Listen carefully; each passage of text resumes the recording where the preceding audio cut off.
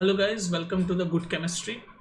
आज की वीडियो में हम पढ़ने वाले हैं जीरो ऑर्डर रिएक्शन का इंटीग्रेटेड इक्वेशन। मतलब उसके हम जीरो ऑर्डर रिएक्शन को इंटीग्रेट यानी कैलकुलस फॉर्म में कैसे डिराइव करेंगे, कैसे उसके न्यूमेरिकल हम देखेंगे, ग्राफ कैसे बनाएंगे, सारी चीज़ें देखेंगे जीरो ऑर्डर रिएक्शन की। तो इससे पहले क्या क्या किया मैंने, इससे पहले हमने रेट ऑफ रिएक्शन पढ़ा है। रेट ऑफ रिएक्शन सीक्वेंस में चलोगे तभी समझ आएगा, क्योंकि सारी चीज़ें कनेक्टेड होती है। तो पहली वीडियो रेट ऑफ रिएक्शन पे थी, फिर सेकंड वीडियो जो हमने इस चैप्टर में केमिकल काइनेटिक्स में बनाई थी वो थी रेट लॉ पे, और थर्ड वीडियो कौन सी थी? थर्ड वीडियो में खुद ही भूल गया, आई थिंक रेट कांस्टेंट। ये होता है रेट कांस्टेंट, उसको एक्सप्लेन किया था। फोर्थ वीडियो जो प्रीवियस वीडियो थी वो थी first order reaction, first order. आज हम ये वाली वीडियो देख रहे हैं, ठीक है। जीरो ऑर्डर रिएक्शन का डेरिवेशन देखेंगे, ग्राफ देखेंगे, न्यूमेरिकल भी देखने की कोशिश करेंगे, समझेंगे हम, ठीक है। तो आज की जो वीडियो हमारी जीरो ऑर्डर रिएक्शन वो हम देखेंगे। तो आपको मैं मान के चल रहा हूँ कि ये सारी चीज़ें आपको आती है। रेट ऑफ रिएक्शन क्या होता है, रेट लॉ क्या होता है, तभी आप यहाँ पर आना। अगर आपको डायरेक्ट इस वीडियो को देख रहे हो तो आपको थोड़ी सी दिक्कत हो सकती है, क्योंकि कुछ कॉन्सेप्ट ऐसे हैं जो यहाँ पर मैं पढ़ा चुका हूँ प्रीवियस वीडियोस में। बाकी मैं यहाँ पर भी चीज़ें बताता चलूंगा ताकि आपको समझ आ जाए, है ना। ज़्यादा दिक्कत ना हो, मैं बताता चलूंगा, लेकिन डिटेल में पढ़ने के लिए तो आपको वीडियो देखनी पड़ेगी। सही बोल रहा हूँ कि गलत? सही बोल रहा हूँ ना मैं? तो जीरो ऑर्डर रिएक्शन हम देखेंगे, समझने की कोशिश करते हैं। चलिए जी। तो मान लो कंसंट्रेशन अब इधर रखना, फोकस, ठीक है, इधर उधर नहीं। तो मान लो एक आपके सामने मैं एक रिएक्शन लिख रहा हूँ, ऐसे रिएक्शन है, ये रिएक्टेंट है और ये आपका प्रोडक्ट है। ये एक रिएक्शन है, केमिकल रिएक्शन है, ये रिएक्शन है, ये प्रोडक्ट है ना, केमिकल रिएक्शन है। तो अगर मैं इस केमिकल रिएक्शन का रेट ऑफ रिएक्शन लिखूं रिएक्टेंट साइड से, तो मैं आपको ये समझा चुका हूँ रेट ऑफ रिएक्शन वाली वीडियो में कि जब हम रिएक्टेंट साइड से रेट ऑफ रिएक्शन निकालते हैं, रेट ऑफ रिएक्शन मतलब रेट ऑफ रिएक्शन मतलब रिएक्शन होने की स्पीड। आसान भाषा में अगर हम बोले रेट क्या होता है, रेट मतलब स्पीड, समझ रहे हो ना ये बात? रेट मतलब स्पीड। तो ये जो रिएक्शन हो रही है जिसमें ए रिएक्टेंट है और प्रोडक्ट बन रहा है आपका बी, इसकी स्पीड को हम रेट ऑफ रिएक्शन बोलते हैं। तो अगर उसकी स्पीड हमें निकालनी है सिर्फ रिएक्टेंट को यूज करके, जब मैं स्पीड निकालता हूं तो उसको हम एक टर्म दिया जिसका हम बोलते हैं हम रेट ऑफ डिसिपियरेंस। क्योंकि देखो ये ए कम होता जा रहा है, ये ए से बी बन रहा है ना, तो ए डिसिपियर होता जा रहा है और बी आता जा रहा है। एज अ प्रोडक्ट बी बन रहा है, ए गायब हो रहा है। तो इसलिए इस रिएक्शन को जब हम रिएक्टेंट को यूज करके रेट ऑफ रिएक्शन लिखते हैं तो हम उसको क्या बोलते हैं, रेट ऑफ डिसिपियरेंस। तो मैं रेट ऑफ रिएक्शन लिख रहा हूँ, रेट ऑफ डिसिपियरेंस लिख रहा हूँ क्योंकि रिएक्टेंट को यूज करके। तो भाई रेट ऑफ रिएक्शन ऐसे होगी आपकी आर इक्वल्स टू, अब ये जब डिसिपियरेंस होता है तो ये कम हो रहा है तो हम माइनस का साइन, ये माइनस का साइन ये दिखा रहा है कि जो रिएक्टेंट है कम हो रहा है और प्रोडक्ट में बन रहा है, मतलब डिसिपियरेंस, तभी तो बोलते हैं गायब हो रहा है क्योंकि बी बन रहा है। तो रेट ऑफ रिएक्शन होगा minus change in the concentration, ये change in the concentration of a reactant, ये वाला साइन होता है concentration, change in the concentration of a reactant, ये रेट यानी कि speed upon change in time, ठीक है। तो मैंने ये जो केमिकल रिएक्शन है इसका रेट बता दिया, रेट यानी स्पीड बता दी, रेट ऑफ रिएक्शन बता दिया इसका। और रेट लॉ से भी हम रेट ऑफ रिएक्शन बता सकते हैं। ये तो क्या है, एवरेज रेट ऑफ रिएक्शन। अब एक और तरीका होता है रेट लॉ। रेट लॉ क्या कहता है, भी रेट ऑफ रिएक्शन ही बताते हैं। Rate of reaction rate law से होता है इक्वल्स टू रेट कांस्टेंट के और रिएक्टेंट की कंसंट्रेशन, और मैंने क्या बोला, ये जीरो ऑर्डर रिएक्शन है तो उसकी पावर जीरो। तो ये दोनों ही चीजें, ये है रेट लॉ आपका, जीरो ऑर्डर, ये पावर जीरो है इसलिए जीरो ऑर्डर रिएक्शन का रेट लॉ ये, ठीक है। ये है रेट लॉ और ये है एवरेज रेट ऑफ रिएक्शन। और है दोनों ही रेट ऑफ रिएक्शन, वो दोनों अलग अलग तरीके से निकाल रही है। तो मतलब मैं इन दोनों के राइट हैंड साइड को इक्वल कर सकता हूँ क्योंकि दोनों ही रेट ऑफ रिएक्शन निकाल रहे हैं। देखो ये भी रेट ऑफ रिएक्शन बता रहा है, ये भी रेट ऑफ रिएक्शन बता रहा है। ये रेट लॉ है और ये एवरेज रेट ऑफ रिएक्शन है जिसमें change in concentration upon change in time है। इसमें rate constant into concentration of reactant के ऊपर पावर, ऑर्डर जो जो जिस भी ऑर्डर में है उस वो पावर। तो यहाँ पर जीरो ऑर्डर है तो जीरो, ठीक है। तो अब इन दोनों को मैं इक्वल कर सकता हूँ राइट हैंड साइड वालों को, क्योंकि दोनों ही रेट ऑफ रिएक्शन है। तो मैं इक्वल कर रहा हूँ माइनस डेल्टा ए क्या है, चेंज ए क्या है, रिएक्टेंट की concentration upon delta T equals to A A naught. यहाँ तक कोई दिक्कत नहीं, बिल्कुल सिंपल चल रहे हैं, ठीक है। यहाँ तक कोई दिक्कत नहीं है। अब आगे देखो, ये हमें पता है मैथ्स में कि किसी भी चीज़ की, जैसे कोई भी चीज़ है उसकी अगर पावर जीरो होती है तो वन आता है। मैथ्स में ये कॉन्सेप्ट है कि किसी भी चीज़ की पावर जीरो है तो वो वन होता है। तो यहाँ पर ये जो कंसंट्रेशन है इसकी पावर जीरो है क्योंकि ये जीरो ऑर्डर रिएक्शन है तो ये वन हो जाएगा। तो हम क्या लिखेंगे, minus delta T equals to A हो जाएगा, ठीक है। यहाँ तक सिंपल चल रहा है, यहाँ तक भी कुछ हमने ऐसा कुछ एक्स्ट्रा नहीं किया।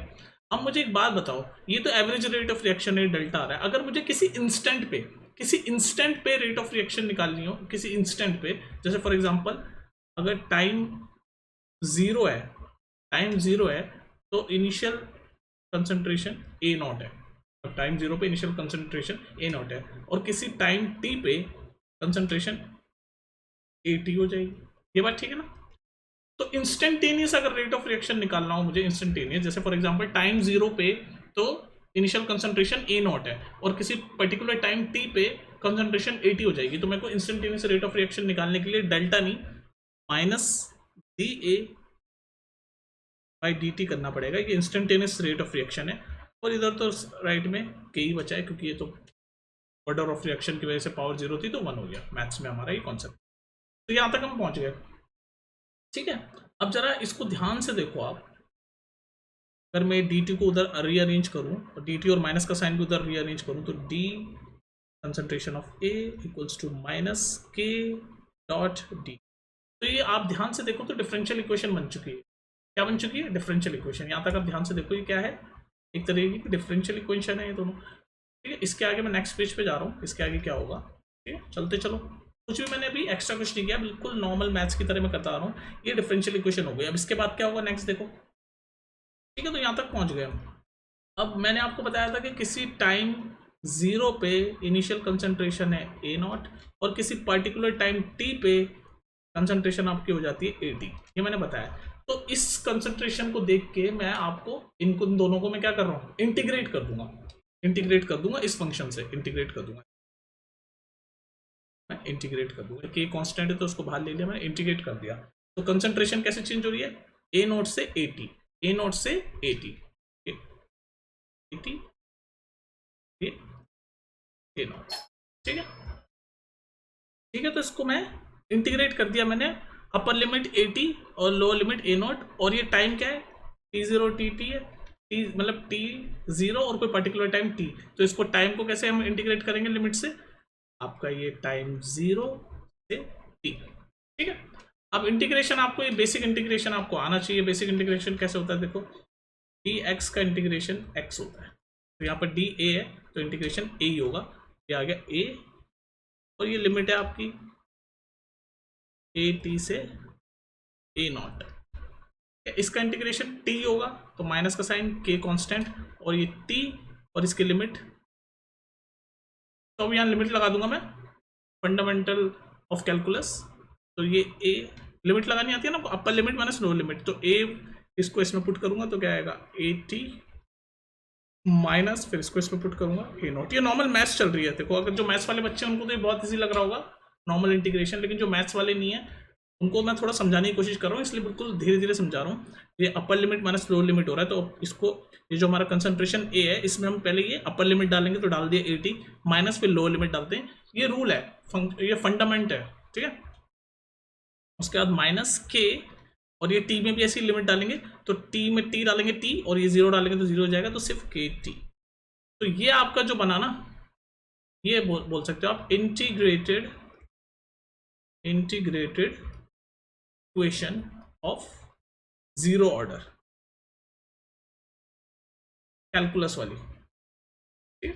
तो ये बन गई, समझ आ रही बात आपको? ये आपकी बन गई, ये एक फॉर्म है इंटीग्रेटेड रेट ऑफ लॉ का, या इंटीग्रेटेड इक्वेशन का, जीरो ऑर्डर रिएक्शन की। जीरो ऑर्डर रिएक्शन की इक्वेशन है ये integrated equation, integrated rate equation of zero order, ठीक है। ये हो गई, ये एक फॉर्म है। अब इसको देखो मैं रीअरेंज कर रहा हूँ, बस और कुछ नहीं कर रहा, इसको मैं सिर्फ रीअरेंज कर रहा हूँ। ध्यान से देखो, रीअरेंज कर रहा हूँ। ए टी, इसको मैं जो इनिशियल कंसंट्रेशन है इसको उधर भेज रहा हूँ, तो क्या हो जाएगा, प्लस के टी प्लस ये उधर चला गया प्लस ए नॉट। ये बन गया, जो मैंने ब्लू कलर से लिखा है, बस इसी को integrated rate equation of zero order को बस मैंने रीअरेंज करा है। और क्यों रीअरेंज करा है ध्यान से सुनो।